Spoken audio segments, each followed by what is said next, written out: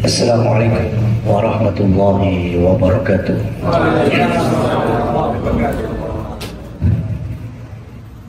Alhamdulillahi rabbil alamin. Alhamdulillahi wa kafa. Wassalatu wassalamu ala rasulina al-mustafa. Asyhadu an la ilaha illallah wahdahu la syarika lah. Asyhadu anna Muhammadan abduhu wa rasuluh. Allahumma salli wa sallim ala nabiyyina Muhammad. Amma ba'du. Rekan-rekan sekalian yang dirahmati oleh Allah, alhamdulillah Allah memberikan nikmat dengan dimudahkannya kita bermajelis ilmu di pagi hari ini, yang mana secara pribadi saya ingin mengutip satu ayat yang ada di dalam Quran surat Thaha. Quran surat Thaha ayat 1, 2, 3. Ketika Allah Subhanahu wa ta'ala mengusir Nabi Adam dan pasangannya, Allah bercerita di ayat tersebut, "Qul nahbita minha jami'a fa imma ya'tiyannakum minni hudaya faman tabi'a hudaya fala yadhillu wa la yashqa."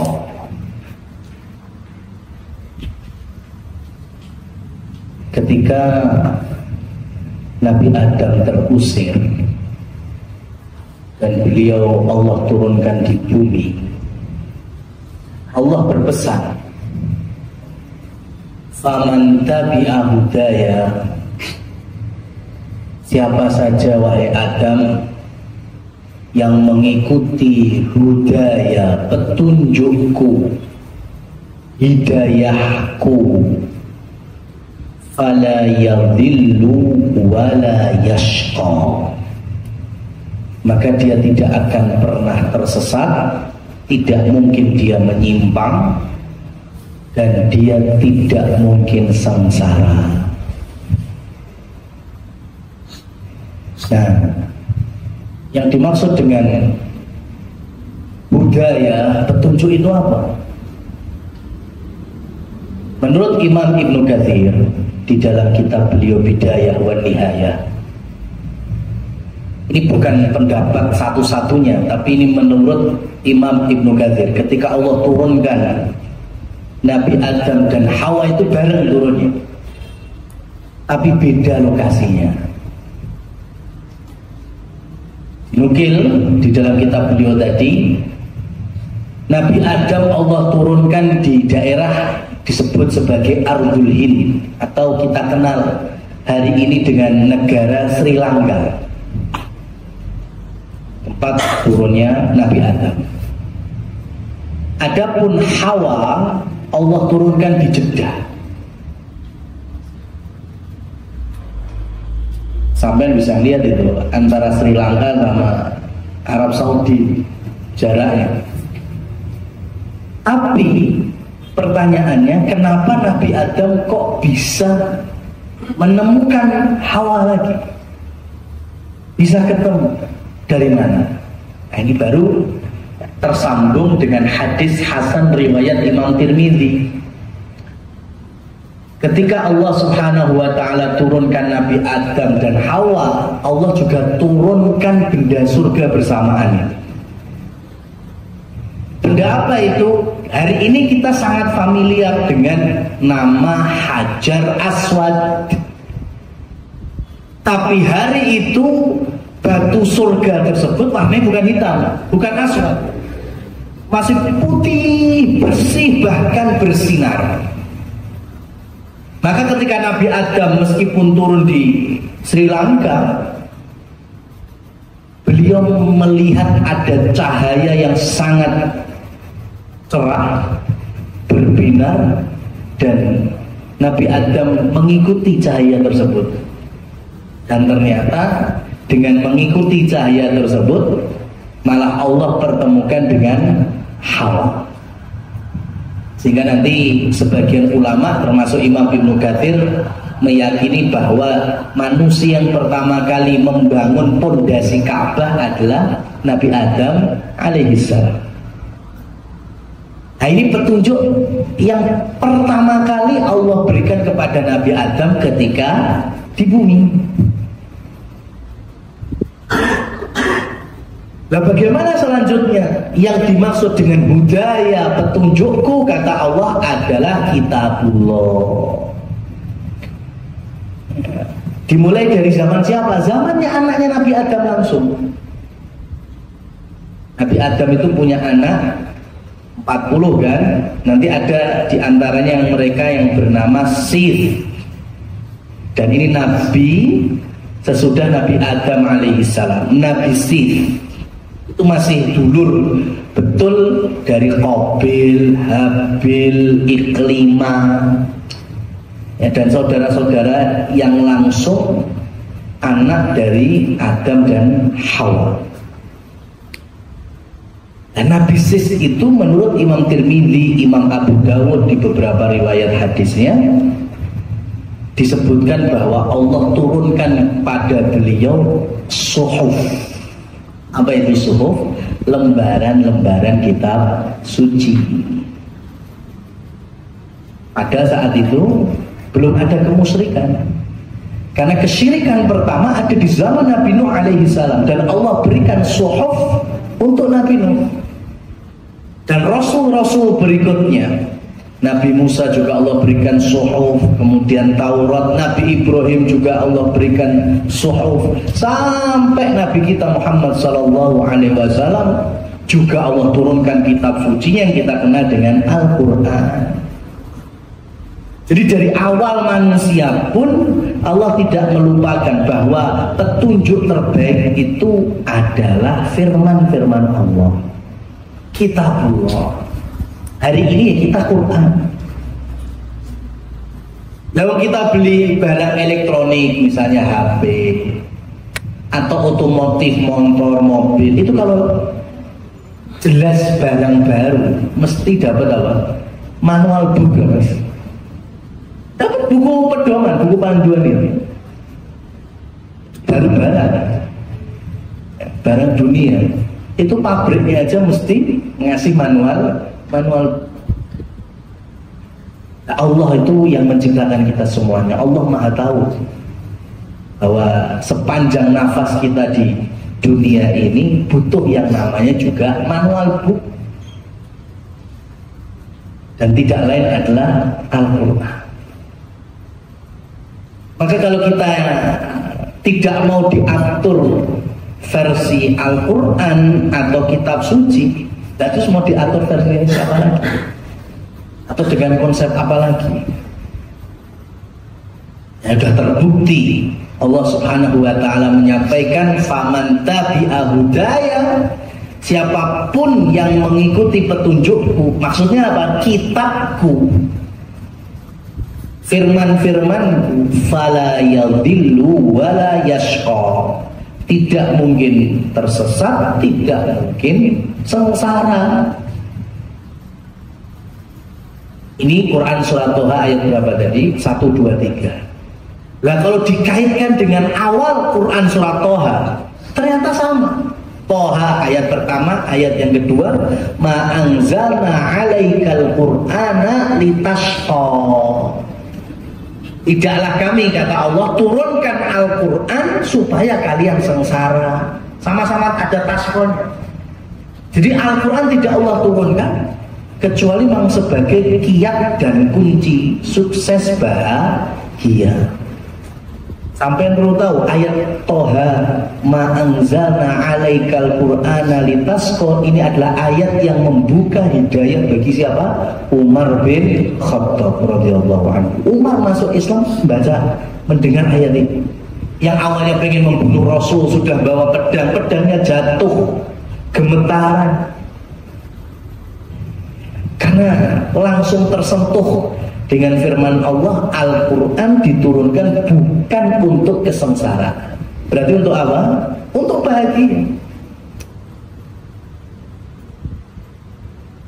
Nanti dari sini kita memahami bahagia itu dari sudut pandang siapa, dari kacamata apa, yang melatar belakangi itu apa saja. Karena semua dari kita ini pasti senang dan menginginkan kebahagiaan, sa'id atau sa'adah dalam versi Arabnya. Sa'idun itu bahagia orangnya, sa'adatun itu kebahagiaan, rasa dan nuansanya. Dan teman-teman sekalian yang dirahmati oleh Allah Subhanahu wa taala, dalam firman Allah yang lain tentang kehidupan akhirat, fi yaumin miqdaruhu khamsina alfasana, supaya kita semuanya tahu ya, ini konsepnya kayak gini, bahwa satu hari di akhirat 1 kali 24 jam di akhirat itu dibandingkan satu harinya di dunia siang malamnya itu 50.000 tahun. Saya ulangi, satu harinya kita di akhirat itu ukuran dunianya berapa tahun? 50.000 tahun. Itu satu harinya akhirat. Kalau kita ambil 1 jamnya akhirat, jangankan 24 jam ya, 1 jamnya aja akhirat, berarti berapa ribu tahun dunia? Kalau 24 jamnya 50.000, berarti kan kalau 1 jamnya itu kan 2000 koma. 2000 koma. 1 jam akhirat 2000 tahun sekian dunia.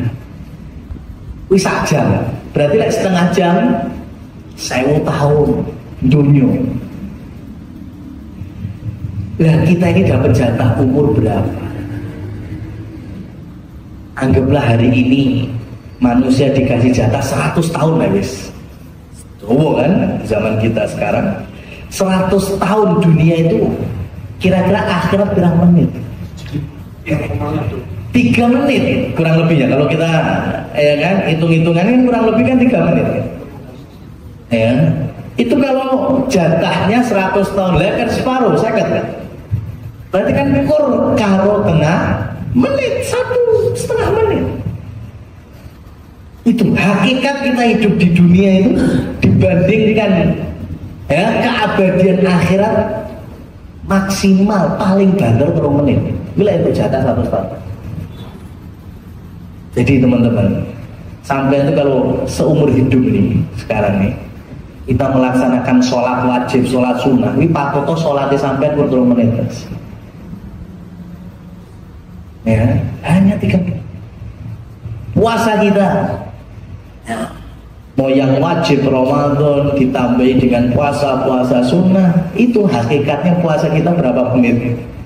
3 menit. Atau paling tidak kalau 50 tahunan yuk 1,5 menit. Doa kita, zikir kita, termasuk nanti kayak gini, kajian, nuntut ilmu ya Allah, sepanjang hidup kita di dunia itu hitungannya cuma 1,5 menit. Ini dicicil kesel, boyok, ngantuk, ongap, angop ya, padahal 1,5 menit.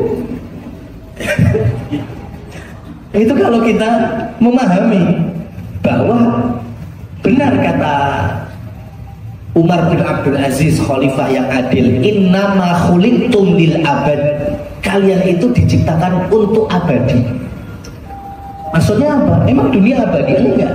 Yang dimaksud adalah orang-orang yang beriman, orang-orang yang soleh, yang berjalan di atas ketakwaan. Itu hakikatnya abadi. Kenapa? Karena setelah hidup di dunia, karena kita yakin ada alam berikutnya, barzah, alam kubur sampai akhirat. Dan untuk orang beriman bertakwa, di akhirat Allah posisikan dengan anugerah yang mulia, yaitu surga dan hidup abadi di dalamnya.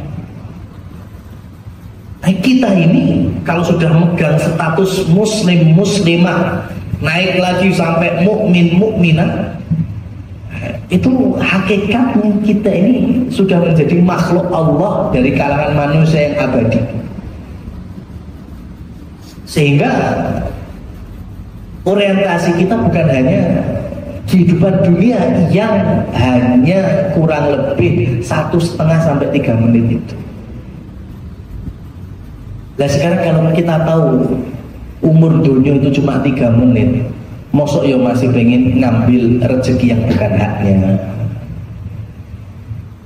masih khianat di dalam tanggung jawabnya, masih berdusta ya, atau berkata-kata dari dosa-dosa lisan yang lainnya, cuma 3 menit, bahkan kurang daripada itu. Nah kalau hari ini kita dipamerkan dengan manusia yang mengejar-ngejar dunia dan tidak akan pernah habis, maka nek sampean katut mana-mana. Bahasa kasarnya gini, dunia mbok kejar sampai nerjang yang haram tidak merubah rezeki yang sudah Allah tetapkan bagi sampean. Begitu juga ketika sampean jalan sesuai dengan jalur Allah dan Rasulnya yang halal, yang hanya diambil, tidak sampai kemurungsung, ubat-ubat. Kalau memang Allah berikan jatah itu rezeki, mesti ngambil itu. Jadi nggak mungkin ya rezeki kita ini kita kejar dengan yang haram terus nambah sesuai dengan takaran yang Allah takdirkan, nggak mungkin.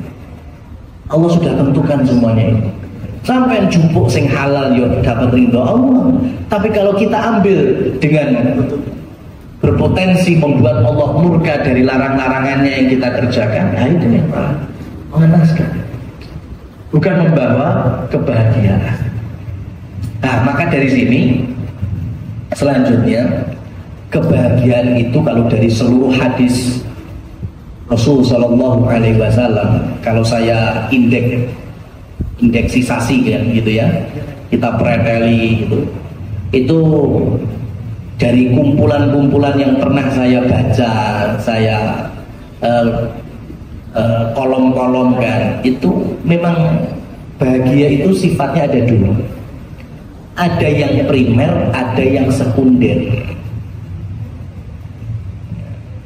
Kebahagiaan lawan dari kesengsaraan tadi, itu ada yang sifatnya primer, ada yang sifatnya sekunder. Dan yang primer itu ada 3. Ini yang harapannya semua dari kita nyekel, genggam erat ya, sebelum kita merengkuh bahagia yang sifatnya sekunder. Ojo nganti sing primer iki ucul.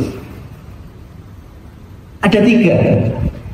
Iman yang pertama, akhlak yang kedua, berpandangan agama sesuai pandangan Nabi dan sahabatnya yang ketiga. Sudah, itu kebahagiaan yang primer. Iman, akhlak, ya. Bahasa ringkasnya yang ketiga itu manhaj. Manhaj itu metode ya, atau ideologi atau sudut pandang dalam kita hidup di dunia itu sesuai aturan Allah dan Rasulnya. Itu kebahagiaan yang primer, itu yang hakiki. Contohnya kita meyakini ada Nabi yang bernama Ayub alaihissalam. Nabi Ayub itu, ini kalau untuk teman-teman yang laki-laki, yang cowok-cowok ya, Nabi Ayub itu termasuk contoh laki-laki yang paling disenangi sama perempuan. Kenapa? Ada yang tahu? Nabi Ayub itu yang insya Allah nggak ada perempuan yang nggak senang. Kenapa? Pertama, cakep. Yang ketiga, kaya raya. Yang ketiga, beliau kan bergelar Khatibul Anbiya. Khatib, tutur katanya Masya Allah indah.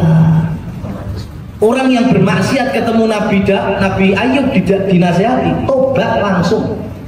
Orang yang belum beriman ketemu Nabi Ayub langsung iman kepada Allah dan beliau. Tutur katanya Masya Allah ya, ganteng, sugih, ucapannya Masya Allah. Itulah ya, Nabi Ayub komplit. Makanya setan nunggu-nunggu ini, iblis nunggu-nunggu kapan diuji sama Allah ya. Saya pengen goda, masih gak bahagia dan syukurnya, imannya berkurang atau pancet. Dan betul Allah uji pertama dengan apa? Ludes semua kekayaannya, peternakannya habis, perkebunannya habis, langsung melarat dadak. Tapi ternyata Nabi Allah masih bahagia, masih gak mempengaruhi ibadahnya, syukurnya, takwanya. Kemudian Allah berikan lagi musibah berikutnya, penyakit kulit yang belum pernah ada sebelumnya dan sesudahnya. Yang awalnya ganteng berubah penyakit kulit. Tapi ya Allah masih bahagia, masih bisa bersyukur. Ya, orang-orang pada ninggalin semuanya, hanya tinggal satu istri yang menemaninya. Masya Allah. Coba, kenapa kok beliau masih ngerasa bahagia? Karena iman. Seperti kita punya Imam Ahlus Sunnah wal Jamaah, Imam Ahmad, itu pernah dipenjara. Tapi beliau pernah mengucapkan di dalam penjara. Coba sekarang, penjara itu kayak bahagia apa sengsara? Secara dohirnya, lahiriahnya sengsara. Tapi Imam Ahmad pernah mengatakan, kalau seandainya para penguasa itu tahu kebahagiaanku saat ini, maka niscaya mereka pun juga akan merebutnya dari diriku. Di penjara bahagia itu gimana? Karena kebahagiaannya bukan sebatas dohir, tapi kebahagiaan iman. Maka dalam hadis tadi Rasul menyebutkan min sa'adatil mar'i ridho bima katabahullahu lahu. Di antara kebahagiaan, bentuk kebahagiaan manusia itu ketika ridho dari semua yang Allah tetapkan untuknya. Ini bagian dari apa ini? Keimanan.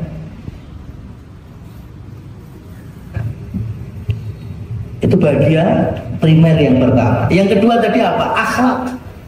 Kata Nabi, min husni sa'adatil mar'i husnul khuluq. Di antara kebaikan dan kebahagiaan manusia itu adalah akhlak yang baik. Sampai pindah negara, pindah wilayah, tapi masih nyekel akhlak yang baik, akhlakul karimah, insya Allah bahagia, dimuliakan. Beda kultur, beda ras, beda suku, beda apapun, tapi kalau kita memegang akhlak Islam, insya Allah tetap bahagia. Orang pun juga akan memuliakan kita. Karena ini kebahagiaan yang primer. Kalau kita menyaksikan kebahagiaan yang lainnya, contoh Rasul sudah nyebutkan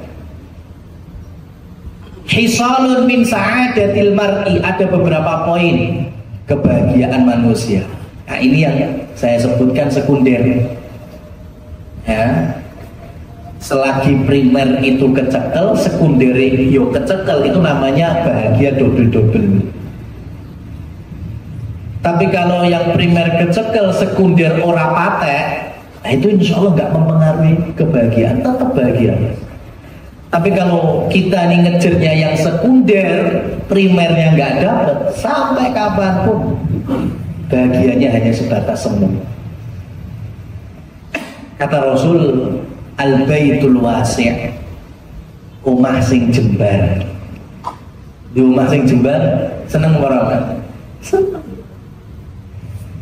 Tapi kalau imannya nggak ada, ya, akhlak nggak punya, kemudian beragama juga nggak mudeng, ya, akhirnya posisi rumah tangga pun juga amburadul omah sak jembare opo rasanya sempit Mas.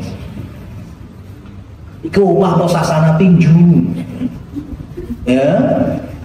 Ada ombo.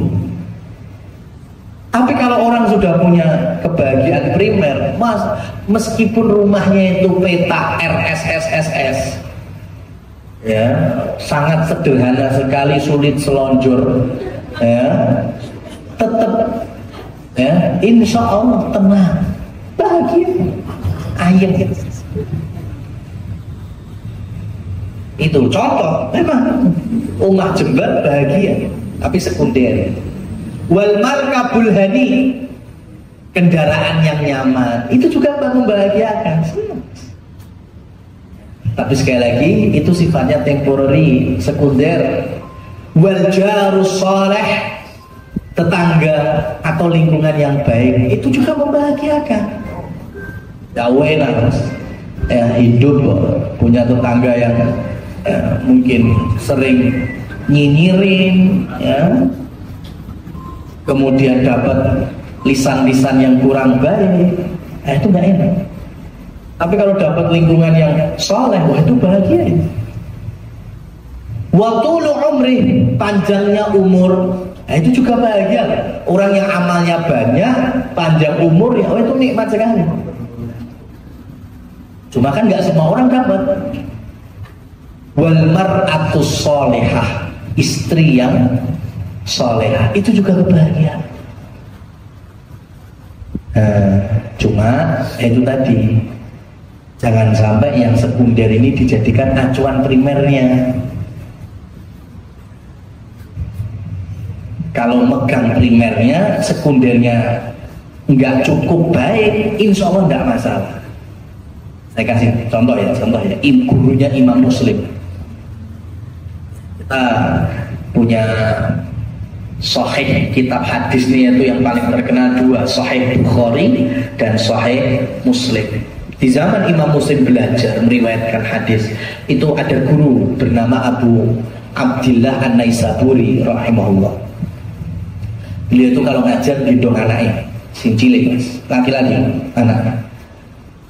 Tambah gede, belajar dengan para ulama di Naisabur saat itu. Dan semua gurunya, semua teman-temannya, semua orang menilai ini anak mano, gampang diajari, dididik muda, soleh, bakti sama orang tuanya. Akhirnya penasaran, tanya kepada Imam Naisabur, kunci bisa punya anak yang seperti itu gimana? Kiatnya itu gimana? Anaknya mudah sekali diajari, patuh sama gurunya, soleh dari kecil sampai kemudian ya sekolah bersama para masyayikh hari itu. Jawabannya Imam Naisabur apa? Karena sepanjang hari ini aku ini bersabar dari lisannya ibunya anak ini. Ya, maksudnya siapa? Berarti kan istrinya, ya, ibunya anak ini, maksudnya istrinya. Ternyata Imam Naisabur itu punya istri yang lisannya kurang baik, sehingga beliau sabar. Kenapa? Karena punya primernya tadi, imannya punya, akhlaknya punya, ya, nggak sembarangan. Karena ini bukan barang elektronik, ada istilah reject, tukar tambah sih gampang. Enggak, ya. Ini hubungan mitsaqon ghalidh, hubungan yang sangat kuat, tali pernikahan. Sampai beberapa muridnya itu di zaman Imam Muslim sampai bertanya, Imam, kenapa engkau tidak, bahasa kasarnya, kenapa engkau tidak menceraikan istrimu? Padahal istrimu punya lisan yang kurang baik. Apa jawab beliau? Ini di hadapan para muridnya. Aku ini Allah berikan kenikmatan yang banyak. Pertama, ilmu. Beliau alim. Kemudian murid-murid yang banyak. Termasuk Imam Muslim loh muridnya itu. Gimana itu pahala gurunya itu? Kita tahu Imam Muslim punya kitab Sahih, itu kan pahalanya ngalir ke gurunya. Kemudian kemudahan di dalam berdakwah, mengajari murid-murid, anak yang soleh, kenikmatan disebut. Dan aku Allah uji dengan istri yang kurang baik lisannya. Kalau kemudian aku bermudah-mudahan melepaskannya, bisa jadi Allah uji aku dengan musibah yang lain yang mungkin aku nggak sanggup. Mindsetnya kayak gitu, ya, berpikirnya seperti itu. Kenapa? Karena primernya kepegang, sekundernya orang pakai nggak masalah. Ya, masih banyak kenikmatan yang lain. Ya alhamdulillah, cuma diuji aja dengan lisannya ibu anak ini tok gitu. Dan beliau alim, tahu, karena wanita diciptakan dari tulang rusuk yang paling atas, paling bengkok. Mayoritas ulama memahami tulang rusuk paling atas, paling bengkok yang paling dhuwur. Tapi ini bukan kesepakatan mayoritas ulama. Sebagian kecil ulama menafsirkan tulang paling atas, paling bengkok adalah lisan, lidah. Lidah itu lurus, Mas. Tapi lek ngomong iso ngetril, iso ngobat, ngobit, minggah. Ya, seperti itu. Jadi memang banyak kesabaran yang dituntut ya, ketika kita mendapatkan ya ujian, termasuk dari keluarga. Kenapa? Karena hakikatnya itu adalah kebahagiaan, tetapi yang sifatnya sekunder. Kalau dapat alhamdulillah yang sebagaimana dalam hadis tadi, bahagianya tambah. Tapi kalau belum dapat, ya jangan kemudian bermudah-mudahan. Ya, karena yang kita kejar adalah kebahagiaan yang primernya. Nah, teman-teman sekalian yang dirahmati oleh Allah Subhanahu wa taala. Maka di dalam istilah Arab, keluarga itu kan bahasanya usroh.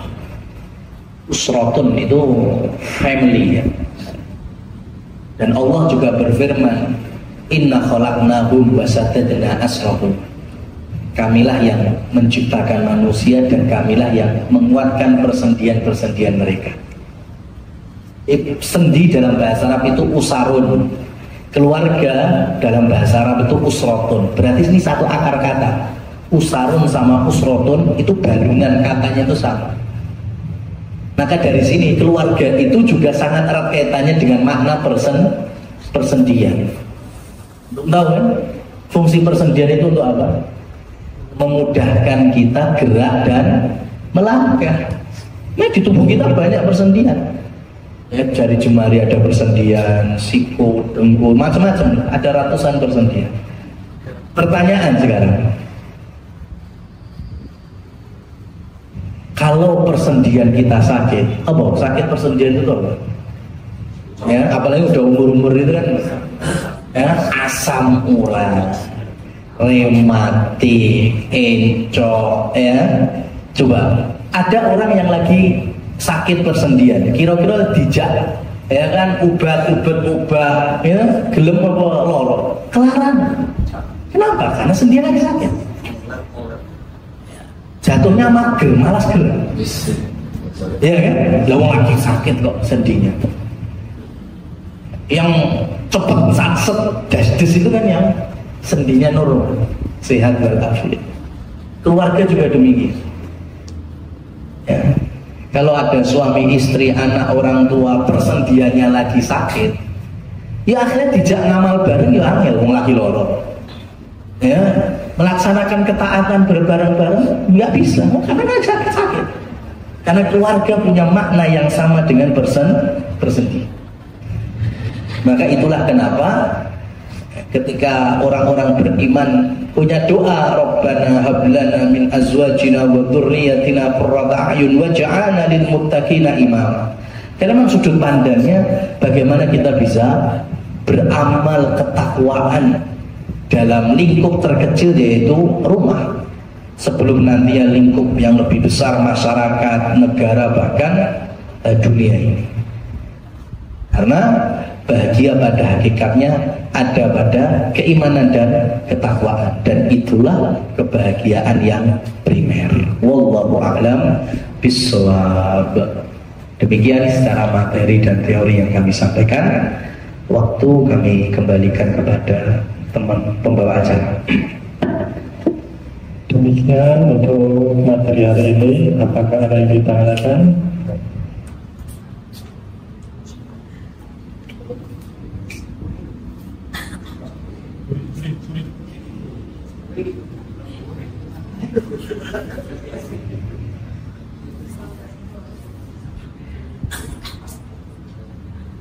Assalamualaikum warahmatullahi wabarakatuh. Ustaz, saya mau bertanya, apakah ada hubungan antara iman dan kesehatan mental? Saya pernah baca sebuah komentar yang mengatakan bahwa kesehatan mental seseorang itu tidak dipengaruhi oleh iman, dan penyakit mental bukan disebabkan karena jauh dari Allah atau kurang ibadah dan lain-lain. Bagaimana pendapat Ustaz tentang orang-orang yang berpendapat bahwa penyakit mental itu bukan karena imannya lemah? Terima kasih barakallahu fiik. Yang ngomong ke siapa? Orang kafir ya.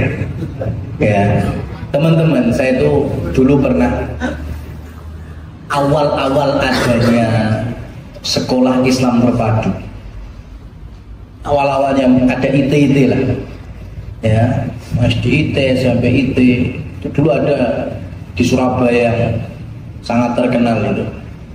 Saya ikut seminarnya. Tapi hari kan 3 hari. Hari kedua saya diminta untuk pulang. Ya, kenapa? Karena pertama ini kan Islam terpadu nih. Buku panduannya. Ini kan namanya juga ini pengen mengubah atau membawa warna baru. Ya, sekolah dengan nuansa Islam, ya, tapi maju. Coba bayangkan, saya selaku guru, otomatis balik bagus ini. Makanya saya ketika mewakili pesantren, saya hadir. Kan dapat juklaknya itu selama seminar. Lalu tak buka, ngulak, balik, ngisor, dur. Itu referensinya pigeon, soroso, ya kan? Semuanya ahli pendidikan orang kafir. Lagi muslimnya mana? Ya, itu pertama saya kritik di situnya. Ini mana referensinya orang plus, ya, padahal Islam nggak kurang, ya, bapak pendidikan. Mau dari sahabat, mau dari tabiin, tabiut tabiin, atau imami, atau yang mungkin hari sezaman dengan kita. Masih ada Muhammad Abduh Al-Afghani, ya, Syekh Muhammad bin Abdul Wahab, dan seterusnya. Masih banyak. Kenapa nggak ada? Semuanya itu orang-orang kafir. Kemudian konsepnya saat itu ya, rumusnya kan gini. Pokoknya sebagai guru itu menerapkan belajar sambil bermain, bermain sambil belajar. Piye, saya nggak nyantol gitu. Ya, dalam kamu sahabat nggak ada seperti ini. Sahabat itu yang kecil-kecil itu belajar sama Rasul, ya belajar. Cuma mereka punya tempo yang nggak sekencang sahabat-sahabat senior. Paling cuma 10 menit, ya 15 menit. Alah, kalau paling banter anggaplah setengah jam. Habis itu sama Rasul disuruh main no.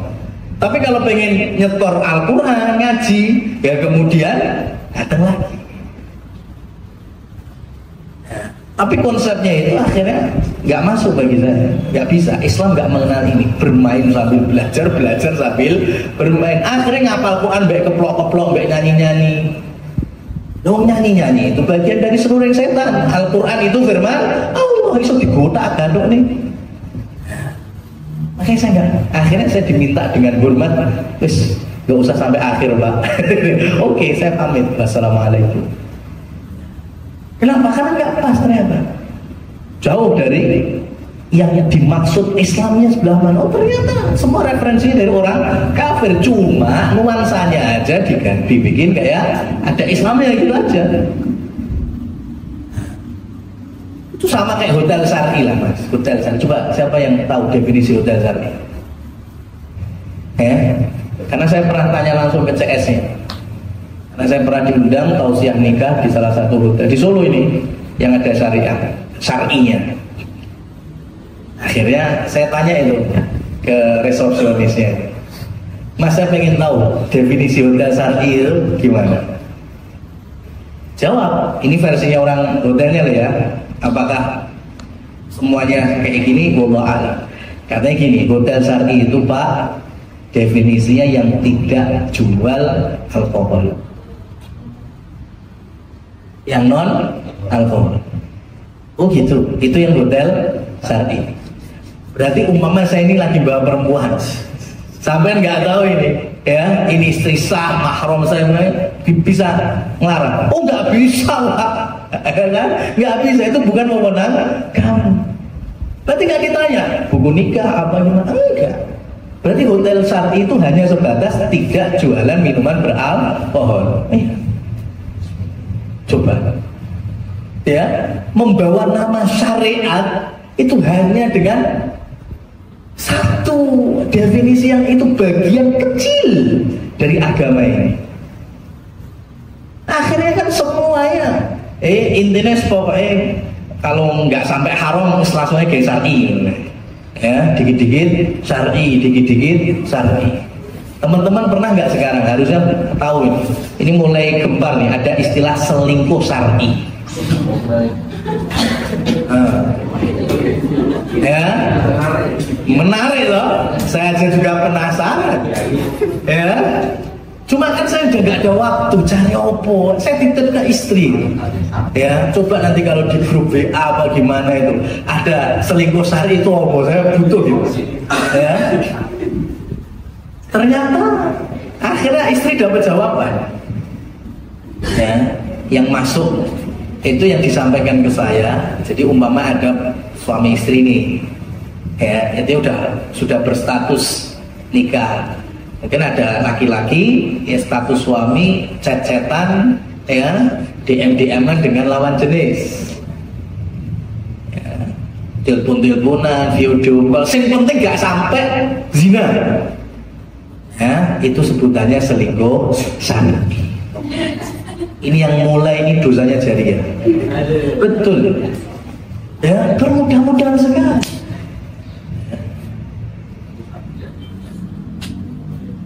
Masalahnya juga di kajian mulai muncul tekniot syar'i. Nah, itu juga repot. Astagfirullah. Ya kan? Nah, akhirnya kan orang yang nggak paham baru belajar.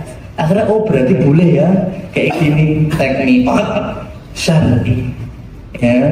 Habis kajian masih jomblo sini nih biodatanya sampaikan nama ya kan, kemudian dari mana, kelahiran berapa, suku apa, makanan favorit, minuman favorit ya kan, pengen jodoh yang seperti apa. Nah, baru diflorkan ke jamaah putri. Siapa ini yang mau? Ya Allah. Lah kok arep ayo bakulan yang ngisor ya Mas ya. Nah ini makanya akhirnya membuat istilah-istilah baru yang dari kaca mata syariatnya aja nggak ada syariatnya sama sekali. Nah sekarang ringkesnya, ketika ada pertanyaan dengan nukilan bahwa katanya tidak ada sangkut pautnya keimanan sama kejiwaan. Nah ini versi iblis jelas. Ya, kenapa? Karena Allah Subhanahu wa Ta'ala berfirman, Inna sam'a wal basara wal fu'ad. Fu'ad. Ada yang namanya fu'ad di sini. Ya, ini versi Jawa ini Ismoyo. Ya kan? Domir, ora kur toko emas tok. Ya, domir artinya jiwa. Dan mental juga ada di situ. Semua akan Allah ambil pertanggung jawabannya. Fir'aun di ujung hayatnya itu kan jiwanya kalut, ya kan? Ternyata emang bener, Pak. Ya Tuhan Musa itu bener. Cuma kalah gengsi aja dengan kedudukan Fir'aun. Berarti sampai Allah kemudian kekalkan dia sebagai ikon kekufuran. Berarti iman sama mental, iman sama kejiwaan itu jelas ada hubungannya. Di dalam Al-Quran obat itu disebut 2. Ada 4 ayat. Ya, ayatnya syifa semuanya. Satunya itu madu. 3-nya itu Quran. Berarti sampean pengen berobat pakai madu, nggak usah tanya dalilnya, ada dalam Al-Quran. Ya, cuma kembali kepada kecerdasan kita.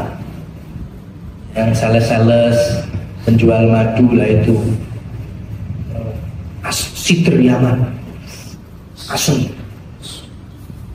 Di PT Antum ada berapa? Masih ada 1000 ton asli Sidr Yaman dari perbukitan bebatuan Yaman. Pindah pabrik ngomongnya ya mode. Kita masih punya produk 1000 ton Sidr Yaman. Pindah pabrik juga sama. Telung pabrik semuanya punya stok 1000 ton madu Sidr Yaman. Kuwi terus tawone sopo? Ya, mentret kok tenan. Ya kan? Bisa ya 1000 ton. Ya kan? Sama zaman kita Covid, hadisnya sahih Bukhari Muslim, kayu yang bisa jadi obat. Ada hadisnya Kustul Hindi. Tapi kabeh pabrik ngakoni ini Kustul Hindi asli. Kita punya berapa stoknya, gelundungan. Lah terus ini kayune sopo ngono. Ya kan? Paham maksudnya ya? Madunya betul, Kustul Hindinya betul. Tapi kita juga harus cerdas ya. Ini tenang, opora ya, apa hanya sebatas ya marketingnya saja dan seterusnya. Nah itu obat itu madu. Yang berikutnya apa? 3 setelahnya itu Quran. Untuk obat apa? Fisik dan jiwa. Ngaji ruqyah kan dari ayat-ayat Allah. Berarti ada sangkut pautnya apa enggak? Jelas ada. Ya. Dan definisi iman adalah al-i'tiqadu bil janan wal qawlu bil lisan wal a'malu bil arkan. Kerentek dalam jiwa. Ya, mental masuk di sini. Iman itu gitu. Cukup enggak, harus terucap dengan lisan. Makanya ada syahadat. Doa kita menyanjung Allah, zikir kita mengagungkan Allah. Ini bagian dari keimanan lisan kita. Cukup belum dikompliti dengan amalan-amalan fisik jasadiyah kita. Dari sini mental kejiwaan sangat erat kaitannya dengan keimanan. Jadi kalau ada yang berkata seperti itu, kalau itu dari orang kafir ya kita maklumi, yang namanya kafir. Tapi kalau kita tahu kalau itu datang dari muslim muslimah, maka ini sangat disayangkan sekali. Wallahu a'lam bishawab. Demikian mungkin bisa tuh.